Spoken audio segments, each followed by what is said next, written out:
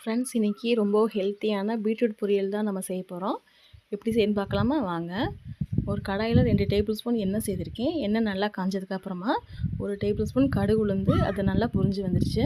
இப்போ 5 சின்ன வெங்காயம் எடுத்து சின்ன சின்னதாக கட் பண்ணியிருக்கேன். கொஞ்சம் கருவேப்பிலை, 2 காஞ்ச மிளகா, 1/2 டேபிள் ஸ்பூன் உப்பு எல்லாத்தையும் சேர்த்து நல்லா வதக்கி விட்டுக்கோங்க. ரொம்ப வதக்கணும் அவசியம் இல்லை. பாருங்கள், இந்த அளவு வதங்கினாவே போதும். நான் பீட்ரூட்டை ஆல்ரெடி சீவி வச்சுருக்கேன். இப்போ அதையும் அதோடு சேர்த்துக்கிறேன். சேர்த்து நல்லா எல்லாத்தையும் நல்லா கலந்து விட்டுக்கிறேன். பாருங்கள், இது ஒரு 2-3 நிமிஷம் நல்லா குக் ஆகட்டும். அதுக்கு நான் ஒரு தட்டை வச்சு அதில் மூடி வச்சிடுறேன். இப்போ பாருங்கள், ஓரளவு பீட்ரூட் நல்லா வெந்து வந்துருக்கு.